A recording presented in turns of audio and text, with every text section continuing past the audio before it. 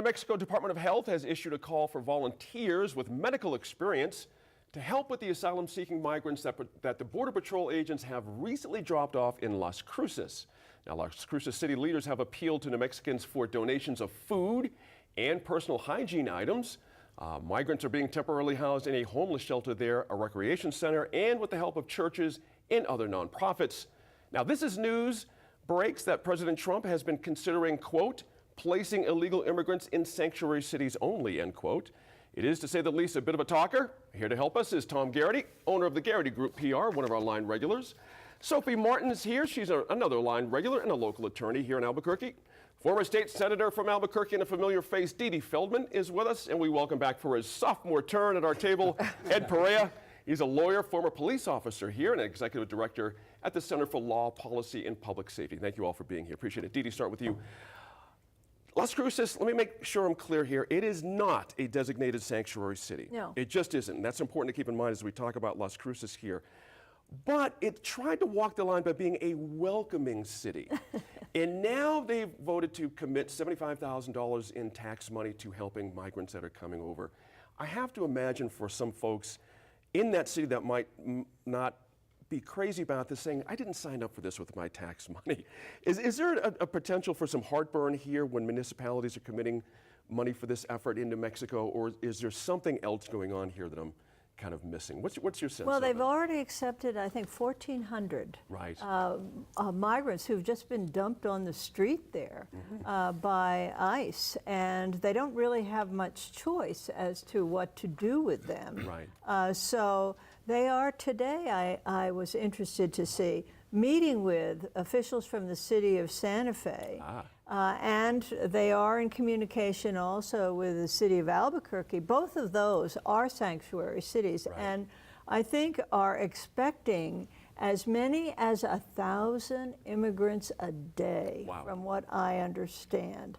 And they are preparing on what to do about that, because it's a costly thing for any city. Albuquerque has, back in March, already received some of these migrants and put them up at hotels for the night and where they can get a shower and a good square meal, and then sent them on. Right. And it has taken an entire community, and the community has really responded with soft goods, clothing, and sanitary stuff for these families. And from what I understand, volunteers have said it's a really life-changing experience to go and volunteer to help these folks. So I think that's happening in Las Cruces, but I anticipate that Las Cruces is just going to be a pass-through for the migrants. Right. You know, Sophie, when you think about it, we have set up a soft landing, as Senator is describing here, in all of, you know, we have our mayor here, he's doing our bit and all that kind of a thing. But volunteerism can only take you so far. Do you know what I mean? I think you're describing the conservative ideal, aren't you, Dede? It sounds, yeah. The public will identify a need and will take care of it, and That's government right. won't have to.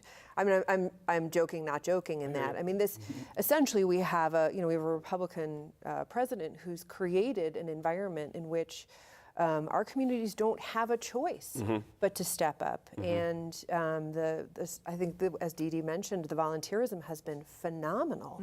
And it started, frankly, even before we started seeing migrants in these numbers coming into our cities. We saw attorneys volunteering on the border, helping with legal services. Groups trying to help when there were, when the big news was about children being detained at the border as well, in those camps.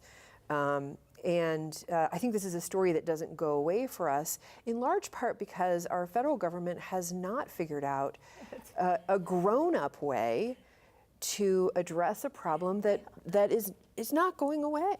And we are talking about asylum seekers here. We are, this is a group that, even to the extent that some factions try to vilify them, they do not deserve to be vilified. They do not fit into that category. These are people who have been running for their lives and trying to save their children's lives. And so it's been amazing to see the city of Las Cruces step up, to see the city of Albuquerque, city of Santa Fe step up. Right. And the question in my mind is, everything else aside, all the resources that we need to bring to bear, at what point is there enough pushback that change can be made in the federal policies? Speaking of federal policies, Ed Perea, the president, I mentioned in the setup, has said he will close the border if he needs to make that happen. What would happen then from a humanitarian standpoint for New Mexico specifically? It's easy to say that in Washington, D.C., but we're living this out here. That's right. If you were to close the border, it would just wreak havoc. It would wreak havoc on our economy. It would wreak havoc on a whole number of areas. I think, it's very risky, and it's something that really hasn't been very well thought out. It sounds more like a knee-jerk reaction to a very severe and complex problem.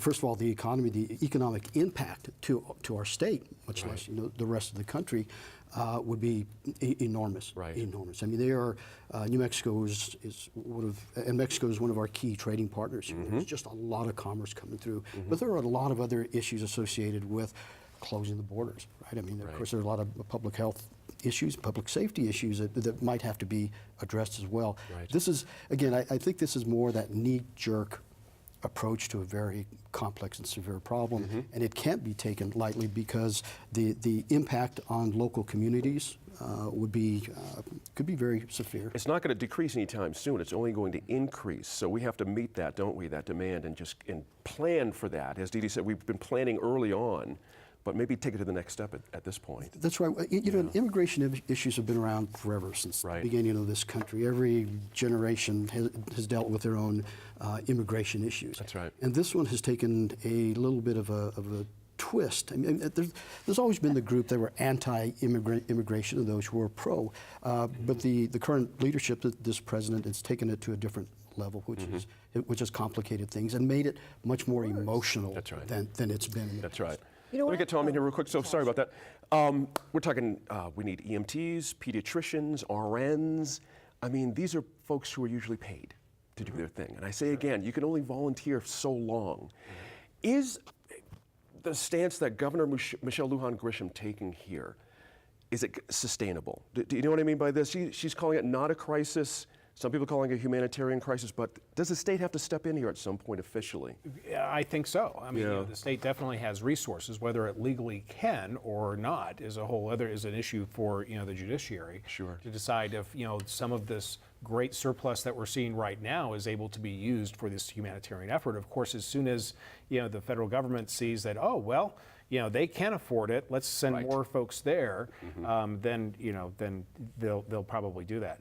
What's unfortunate here is that this whole the immigration issue has been entrenched now by both Republicans and by Democrats as being a campaign issue for the next presidential campaign, and which is great if you are really into following politics and seeing the jabs and stuff like that. But it's really bad because it means that immigration, border safety, whichever way you want, whichever side of the fence you're on, is not going to be addressed in the foreseeable future, at least for the next 2 to 3 years. Right. And that's it's going to place additional burden on residents in Las Cruces, Santa Teresa, Albuquerque, Santa Fe.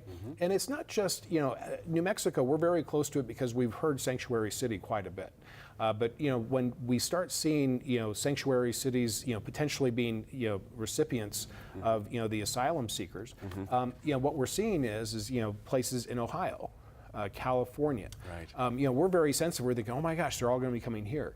Well, based on what we've seen, chances are the asylum seekers will be bussed out to other parts of the country and stuff, which is very unfortunate because, again, it doesn't address the issue. It just pushes it down the road so politics can benefit, and that's not good. You anticipated my next question to our good senator. At some point, it seems we have to have a discussion about helping Central American countries so this influx. You think? Right. It You can abate on the front end instead of the back end for us.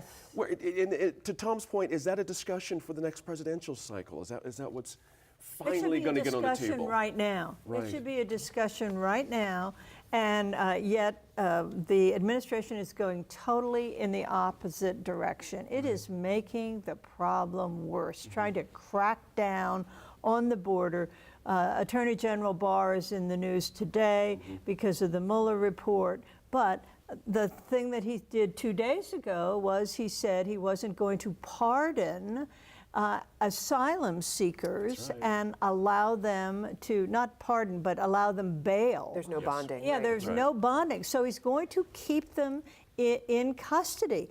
Meanwhile, there are not enough places to keep people in custody. So his response is negative, it's contradictory, it's just making the problem so much worse when we could be looking at some overall bipartisan solutions to this problem. Love it. I think Congress may have to act in desperation, really. Right.